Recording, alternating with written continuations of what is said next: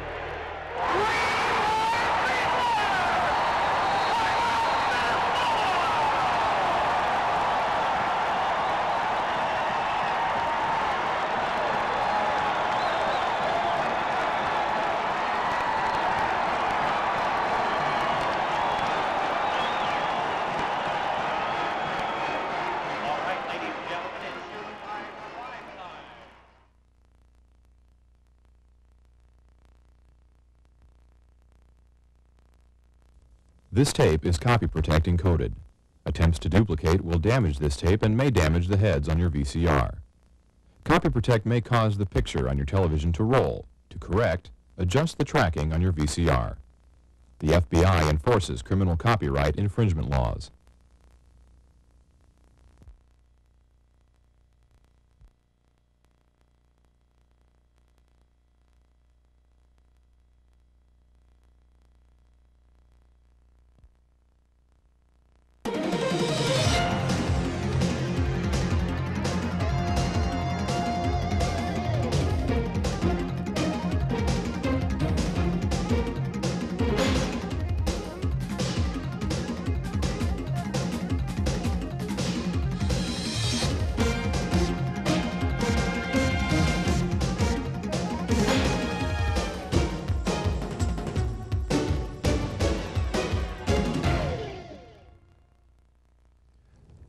Hi, my name's Milt Tenneper, and I coach the offensive line at the University of Nebraska.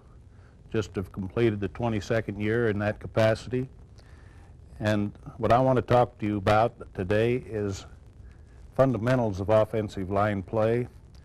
Not necessarily what you're going to do when you get to the defender, but how we're going to get you in position to make various blocks.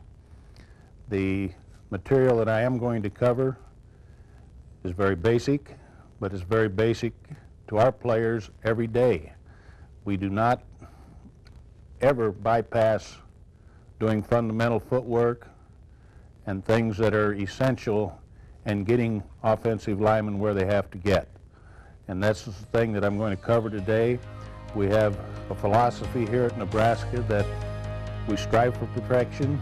That doesn't mean it's always perfect, but we want our people to be able to step properly. We want everything to be second nature to them as far as approaching any block in football. Okay, the first block that I want to talk about for offensive linemen is what we merely refer to as a lock-on block. We have very few lock-on blocks, but when we do have that, it's very important that the people that are executing such a block step with the proper foot and aim at the proper place. If I were to draw our isolation play, which is merely a fullback blasting on the backer, handing off to the I-back, all of our linemen that are covered are going to execute what we refer to as a lock-on block. A lock-on block to us is to first protect the gap that is going to hurt us the worst. And it's obvious in this particular look that if I'm running a play at the butt of the guard, that if that defensive tackle were to slant, our tackle has to first protect that gap. And for that reason, we tell any of our play side linemen, in fact all linemen, whether it's front side or back side, anybody that is covered on the back side or front side are always going to step first with their inside foot, and their aim point is going to be to the center of the defender. So the aim point in this case would be the numbers, and in all of our blocks we initiate contact with our hands. We don't allow them to stick their head in there. We don't want a shoulder in there. Everything is executed by striking with hands, and that also helps us control the guy in the event that he does loop. But on the lock-on, the first thing we're going to do is step straight ahead with that foot, straight ahead from where it lined up. So many times when we talk straight ahead, if this is the lineman's feet, straight ahead doesn't mean underneath the body. Straight ahead means straight ahead of where it lined up. Where that foot lined up, we want to step it straight ahead. The minute you stick it underneath your body, you give the defender an opportunity to beat you on the inside gap, and that's something we're trying to avoid. So we want to step straight ahead. That's the technique of a lock-on block. Okay, the first block is lock-on block, stepping with the inside foot, aiming at the numbers, getting lift, continue your leg drive. This will be a right guard. Okay. I will do the same thing, hustle in there.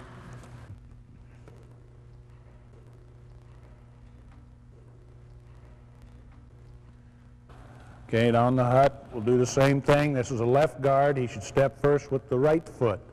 A little more lift with the hands. Keep the hat out of there. Okay, the next block that I want to talk on is similar to a lock-on block, only we're going to block down or block back on a defender. And for that reason, we're still going to be using our foot closest to the defender here, or inside foot if I'm blocking down with the tackle. He's going to execute what we refer to as a pin block.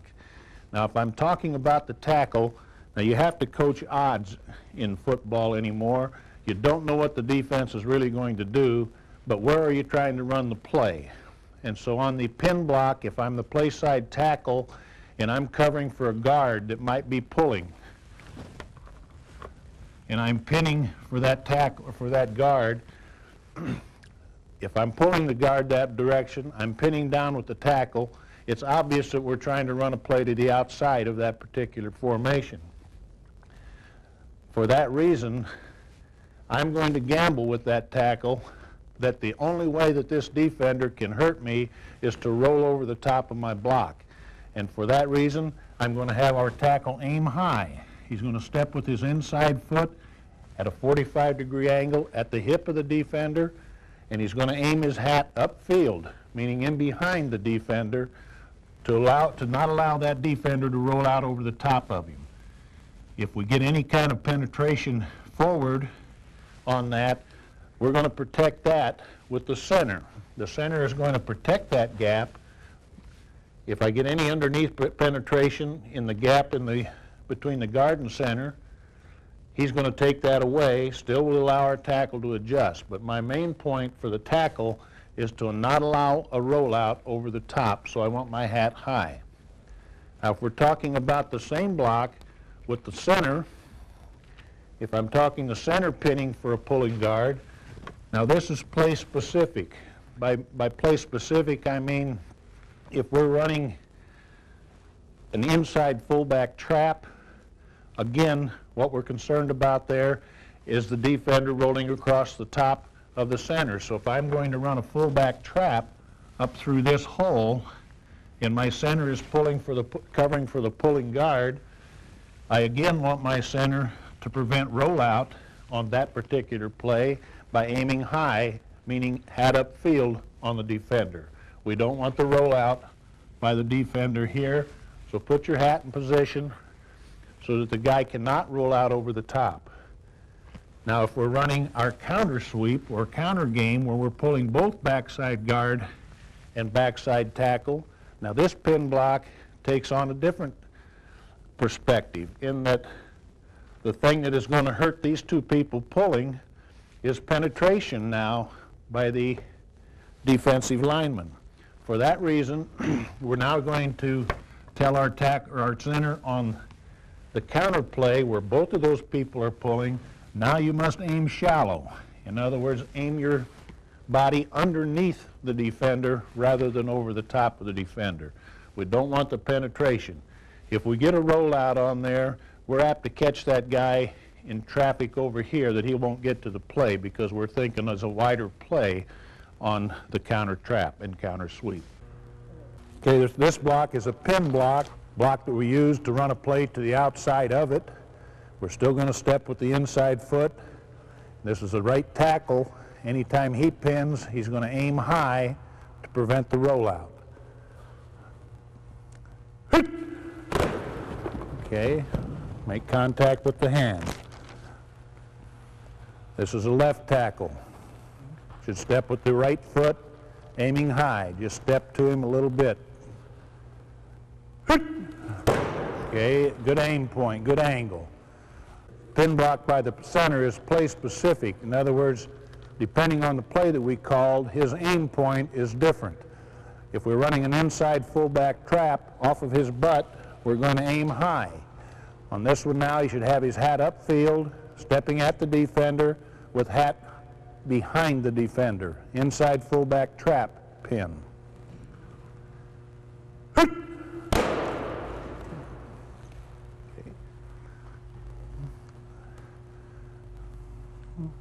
Another play for the center where we're concerned about penetration would be our counter sweep, where the backside guard and tackle are both pulling, and the center now has to have to protect against penetration. He will aim flat with his hat across the body of the defender.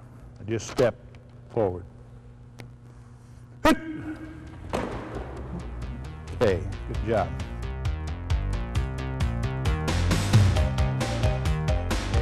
Now I'm going to use the lock-on block and the pin block and use them in combination to execute what we would refer to as a double team block. On a double team block, the covered lineman, in this case our center, is going to have a a lock-on block principle, meaning he has to protect the gap where he's not going to get help from. Well, if the play side guard happens to be the right guard in this case, the center is going to get help from him. The center then is responsible for protecting the backside gap because he's not getting help there.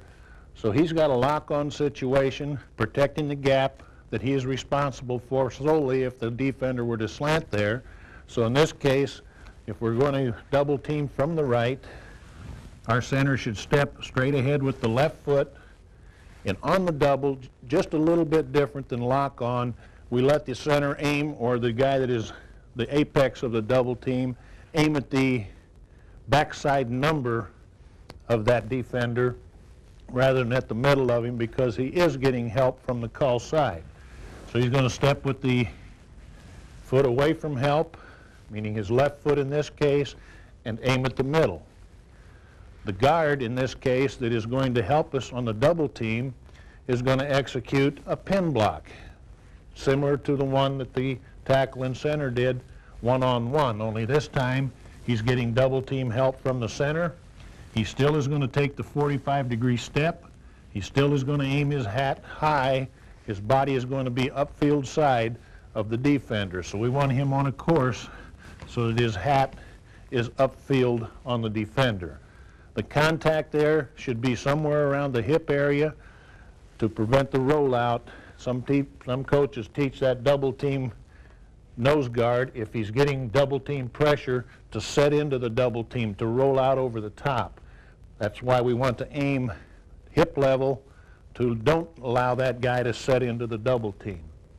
In the event that the nose guard did slant backside, the center would be hooked up on his own by aiming that guard with hat upfield at a less than, this is too shallow. We want to aim higher, and in the event you do get a slant, then he can doodad the next backer away. 67 will execute the lock-on technique. He will step with the play away from where he's getting help. He will step with his right foot in this case, And on a double team, we allow them to aim at the backside number rather than in the middle of the defender.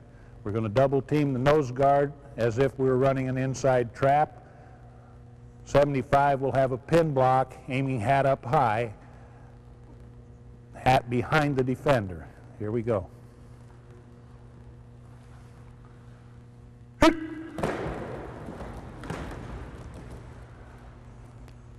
If the nose were to slant away from where help is coming, the center in this case would have him by himself.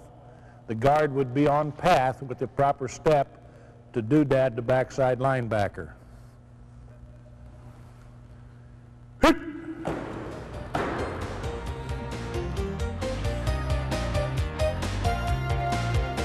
Another block that simulates the pin block and the lock-on block is what we refer to as a combo block. A combo block is a block that we utilize to protect for any kind of an underneath plug by a linebacker. Now, combo block is a combination of a lock-on and also of a pin block by the guy that's helping on the combo. But the covered person that's going to be the first part of the combo still thinks lock-on. Step with your inside foot, aim at the middle. He has to eyeball the backer underneath. If I get a plug, he then has to ricochet off of that and pick up the plugger. If I don't get a plug, meaning the guy flows over, then he just executes his lock-on scheme as he would if he was one-on-one. The guy in this case, the tackle that is going to help on the combo, he's going to take the 45-degree step, aim his hat upfield. He also must eyeball backer. If there is no plug immediately, then he is going to think bounce for the linebacker to stop the flow. So again, we have a combination there using a lock-on principle and a pin principle, and this is a combo block, and this would be like on our counter sweep where we're center's pinning and everybody's pulling. We have no way to account for this linebacker in the event that he wanted to come or plug. Therefore, it's essential that we have a combo in our scheme. A combination block is a means of protecting for a plug backer underneath the covered lineman. I want you to come this time.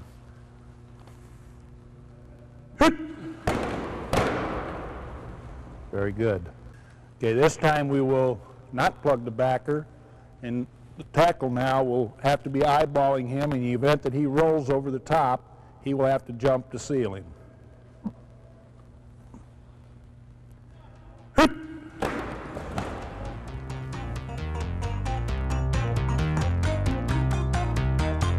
Okay, the next block that I want to show you is half of a double team. It's going to be a situation where we don't really need to sell out two people on one guy, but if we're running, for example, our counter sweep away, where our guard has to block down on the nose guard in this case, again, we need somebody to help us on this backer. If that backer were to plug, we need somebody to be able to chip off and get that backer.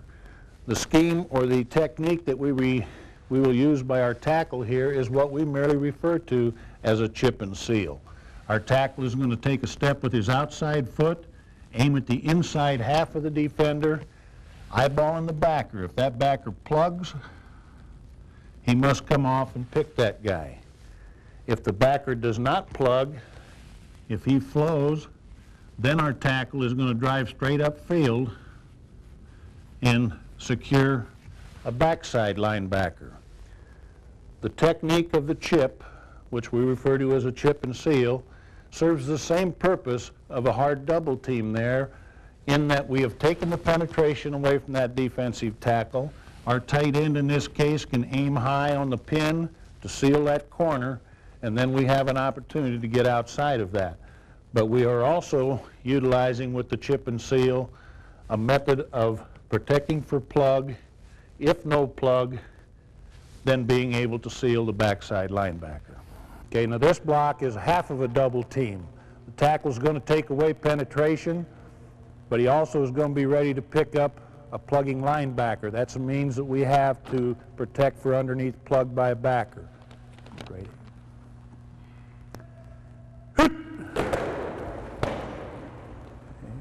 Very good. This is a pin block now going the other way. The right tackle in this case will step with his outside foot, aim inside half. The tight end will pin. Tackle will protect for plug. If there is, give me another linebacker in there. If there is no plug, then the tackle will work himself up to pick off the backside backer.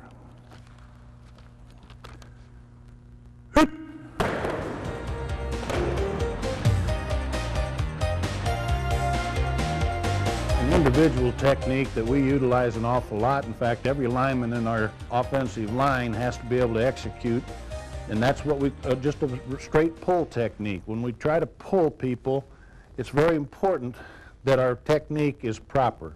And when we're talking pulling, I don't care what the play is, whoever it is that has to pull, in some schemes all of our linemen have to pull, but what the most important thing is for the guy that's pulling is to clear your teammate next to you. Where if you're covered, somebody has to cover for you if you're pulling. So if this guard is pulling, that center has to protect for him because he's covered. It's the guard's responsibility to void his teammate. And so we tell our people on their first step on pull, we not only want to get depth with that first step, we want to gain distance in the direction that they're pulling. Get that first step stepped out there so that we have depth on it to clear your center, and of course distance in the direction we're pulling, just because the principle of football is to get there as quick as you can. So we don't want to lose ground with this drop step and sink it in behind us. We don't merely want to pivot on us, or we're going to pivot on that foot, or we're going to have problems clearing the center. So we really stress depth and distance on the first step to clear your teammate. Next technique that everybody in our offensive line has to be able to do is just our pulling technique. And on the pull, we want to gain depth and distance with the first step. The guy that's covered is responsible for clearing his teammate, and that's the reason for the depth. The distance, getting to the place where we have to go as quick as we can. So 75 will be the puller, 77 will be the pinner.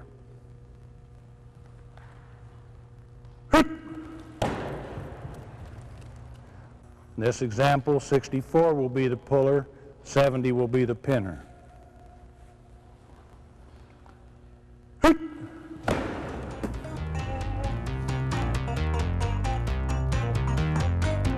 Okay, the next thing that I would like to talk to you about is the trapping technique. If we are trapping anywhere along the line of scrimmage, a short trap, a long trap, whatever the play might be, I want to go over the technique that we teach our pullers that are doing the trapping.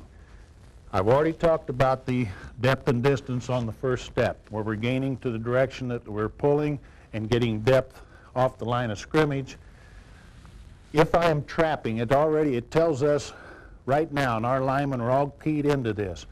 If we're going to execute a trap, I don't care whether it's the guard trapping or the tackle trapping, we tell them trap means climb the line of scrimmage. So after our first drop step, we instruct our people that the next step has to be back up into the line of scrimmage. We want the second step on trap back into the line of scrimmage. So if I'm, in this case, going to be trapping this defender, our center is going to pin high so that he doesn't roll across the top. My trapper taking his drop and climb the line of scrimmage, and then we tell him you fan until you get to the defender. The reason for climbing the line of scrimmage is because we have no idea how that defender is going to react. If that defender chooses to close this hole and I haven't climbed up into the line of scrimmage, I'll never get him scooped out of there. If he's up the field, it's much easier to fan back to him by climbing the hole in that fashion, in comparison to if the guy chose to pull flat and the guy closed, I would have a very difficult time jumping back up in there and kicking him out. So our trapper, get his depth step, gain depth and distance. His second step then, in contrast to that, is back up into the line of scrimmage, and we refer to that fanning the hole. So we tell him climb to the hole and fan till you get to the defender you're trapping. Okay, this next technique is a trapping technique. 75 will be the trapper. He will get his drop step, and on trap, we instruct our people, the word trap means climb the line of scrimmage, and then fan the hole till you get to the guy you're trapping. 67 will pin, 75 will pull, climb the hole, fan to the defender that he's trapping.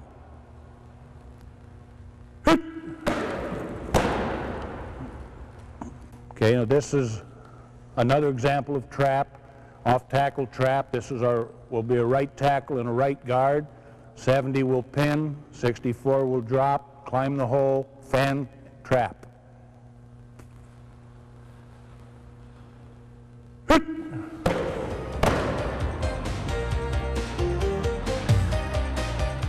Going along the same line with the trap scheme, if we're trapping at this right guard hole, somehow that guard has to influence that defender to penetrate or to get in a situation where he's not attracted inside. We use two methods.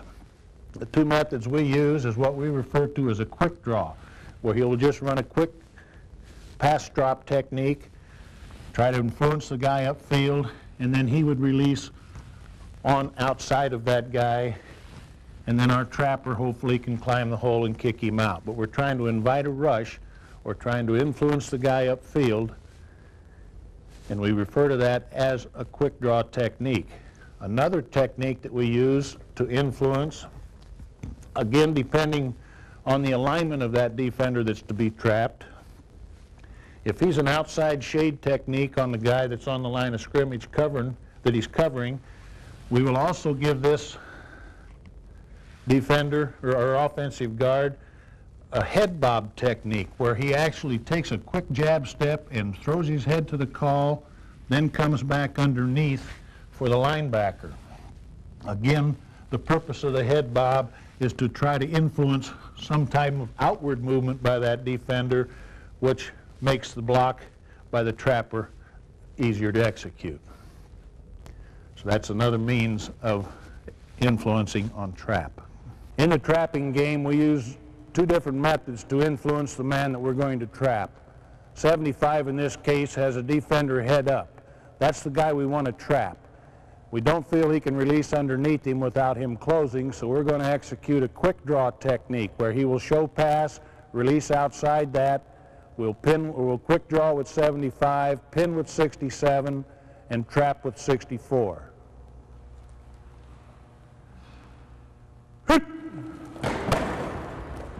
Very good.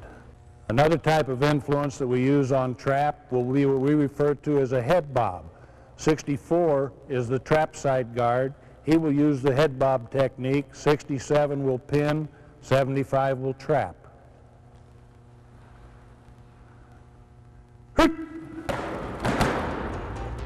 Very good. Most people have in their scheme some type of a delayed draw. If we're running a delayed draw, our covered linemen, for most cases, are going to do what we call invite a rush. This left guard and tackle, if we're running a delayed draw to our right, we're going to invite a rush on those defenders, make them think it's pass. And we're going to suck straight back, try to draw him up the field, and then we're going to tack him inside out. If we can get the rush invited, they get upfield, then we want to attack them and turn them inside out. We're actually wanting them to penetrate. Go ahead and show us what direction they're going to rush, and then kick them out, and then we can cut off of those backs. This is what we refer to as inviting a rush. If we're running a delayed draw, we allow our people to invite a rush. And on inviting a rush, we're going to show pass, come straight back on a retreat, get the rush, and then attack and drive him out. This is for a delayed draw.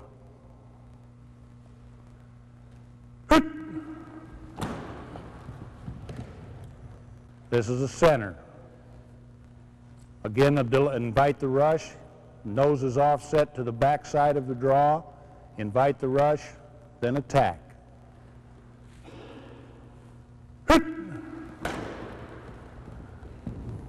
Left tackle, invite a rush.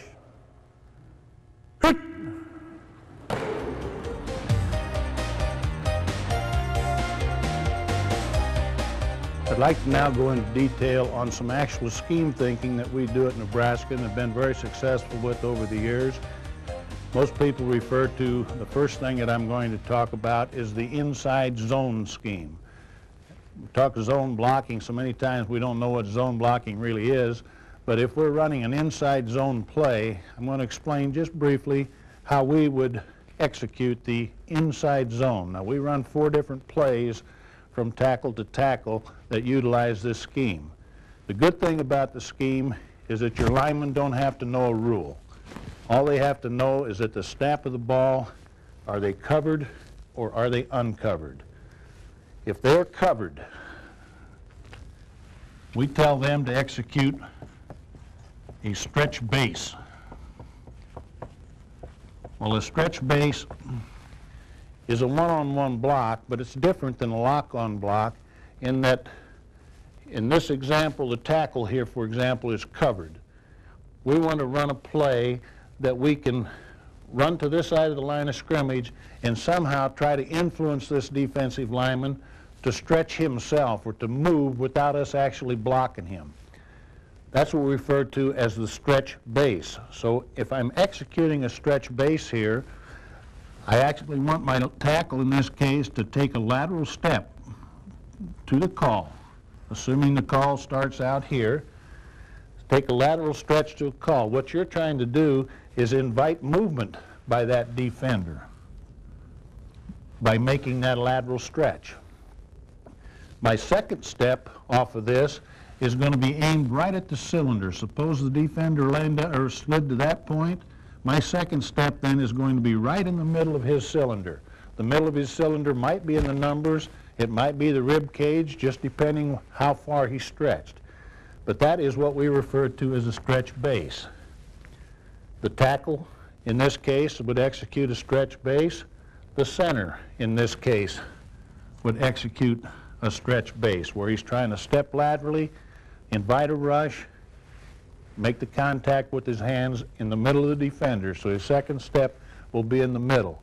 And it's very important that when your people take those steps, that first step is lateral, his body is not projected forward. That allows you to redirect your second step wherever it needs to be directed. And it's important that that step does not cross over the first step. So we want that step to go right in the middle of the body. Don't cross it over your first step or you're going to lose all of your punch. Okay, so we've shown here 2 examples where you have stretch bases. If they're uncovered at the snap of the ball on an inside zone scheme, they're going to do what we refer to as a stretch double, which merely is an inside-out double team. Our uncovered linemen, the guards in this example, they're the uncovered people. They're going to think stretch double.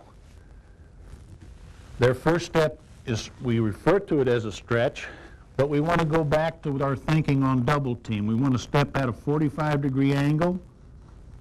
Rather than stretching it laterally, we want to stretch it at a 45-degree angle at the down defender. My second step is going to be aimed at a spot that started out, an imaginary spot that started out behind the inside leg of that defender. So my second step is going to be at that imaginary spot, not where that spot goes. If this guy were to move, if this tackle were to move to over here, I certainly don't want that guy chasing there because then he's wasting himself. But he's in a position to inside out double that in the event this guy challenges our covered guy. And then we can have an inside-out double team. We refer to that as a stretch double. And what we're trying to do is get push on the down defender, not worrying about the linebacker until the linebacker comes to us. What normally happens because of the action of an inside zone in the backfield, you're going to get flow from a linebacker. This stretch double by this guy tells us that let's double this guy as hard as we can and as long as we can until that backer comes back to play the cutback, and if that's the case, he does turn and come back, then we'll jump off at the linebacker, but not until we've taken care of the down defender. Okay, the next scheme that we're going to show you is what we refer to as inside zone. Now, if a man is covered on the inside zone, we execute what we refer to as a stretch base. A stretch base means we're going to try to stretch the guy with our first step, try to invite movement, and then take our second step and drive it right into the center of his cylinder and then get lift and driving. We don't want him to cross over on that second step. So invite the stretch, second step in the middle of the defender.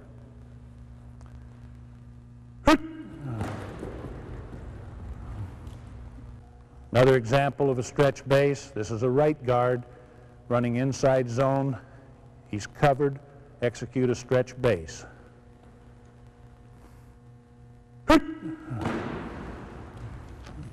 Also on the inside zone, we have an uncovered principle as well. In this case, this is a left guard and left tackle. We're running a play to the right. The 75 will stretch base. 77 will execute what we refer to as a stretch double. He's going to step at the defender, aim his hat high. They're going to double team the defender, get off on the linebacker when they have to get off on the linebacker.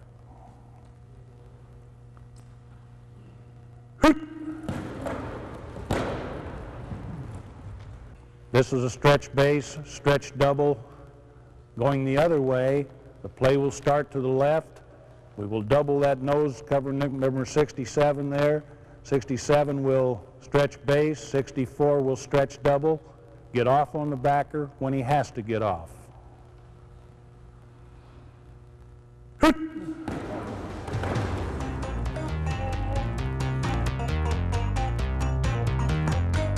Another scheme that we use and incorporate into our system, we actually run 5 plays off of it, is what we refer to as the outside zone scheme. This is if you want to run a toss sweep or a stretch play that the professional people have made very popular. Option football, we have 3 options that we utilize this scheme on, but it's a very simple scheme, one that's very easy for our players to learn. And the good thing about it is that we can run a multitude of plays using one scheme. Again, it's the outside zone scheme. It operates on a principle of covered or uncovered. You don't have to have a line rule other than to know whether you've got a lineman on you or you don't at the snap of the ball. If the lineman is covered, we use the term rip reach. So in this case, the tight end and both guards are covered. They're going to execute what we refer to as a rip reach. I'll show you on the guard first. The purpose of the rip reach is trying to outflank the guy. We're trying to force a hook block on him.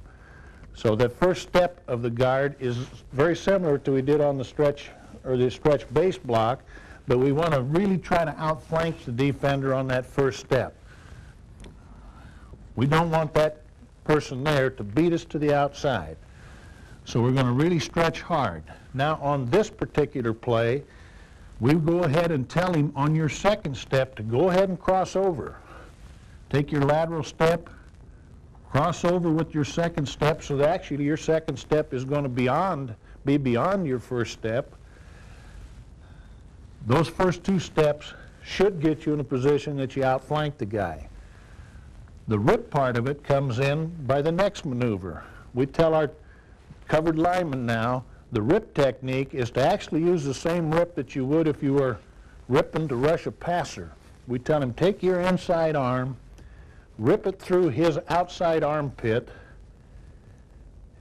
forcing your stomach upfield. So we're going to take the stretch, the crossover, and now take that inside arm and rip it through his outside armpit and force your stomach upfield. You don't want your stomach over here, or you're going to lose track of the next plateau. What we're trying to do here, rip it upfield, your belly upfield, and then eyeball the backer, because you're eventually trying to escape off of that rip and get to the linebacker depth. Tight end would execute the same technique here, trying to escape. Backside guard, stretch, crossover, rip, think escape for linebacker. That's the technique if they're covered. Now in this case, the backside tackle, the center, front side tackle, they're uncovered. The technique that they're going to execute is what we refer to as pull and overtake. Remember when we talk pulling, everybody has to know how to pull because of the outside zone scheme. Here the center's going to have to know how to pull. Here the tackles are going to have to know how to pull.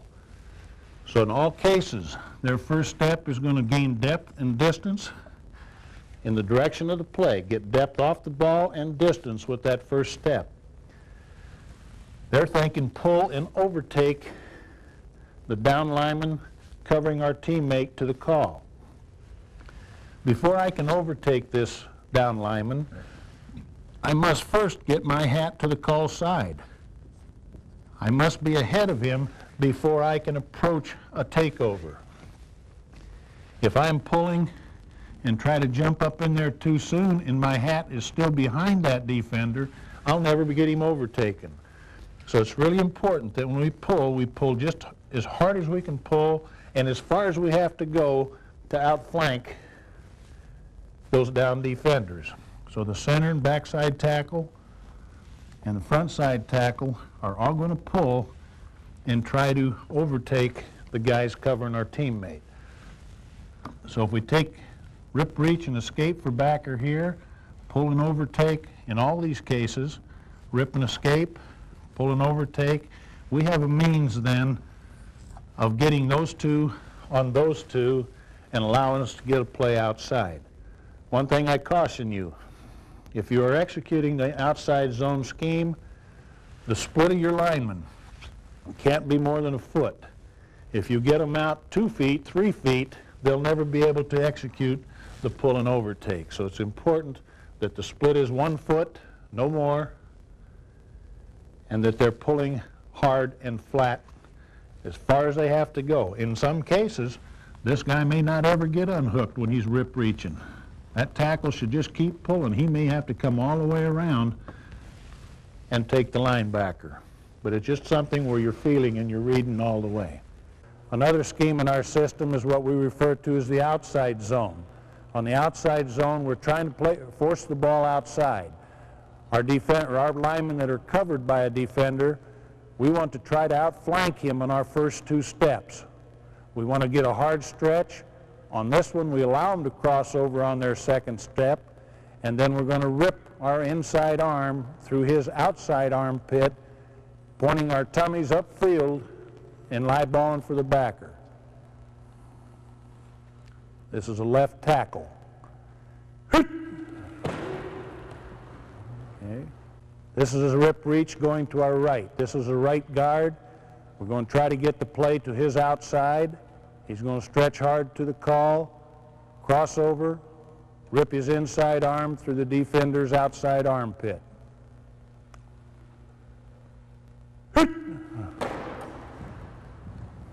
The uncovered lineman on an outside zone scheme is going to do what we might refer to as a pull and overtake. Their split is no more than a foot, or they'll never get the overtake. 75 in this case will do the rip reach. We're going to run the play to the left. He will rip reach, try to escape for backer. 67, our center, will pull and overtake. He cannot overtake the guy until his hat gets to the call side of the defender.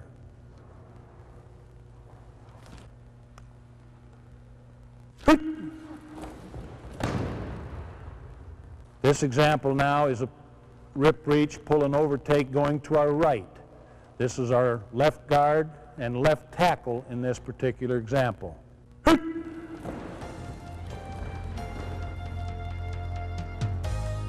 material covered in this tape represents much of the stuff that we do at the University of Nebraska. It's very fundamental. We go through the majority of this every day in practice. Hopefully this will make you as successful as Nebraska has been.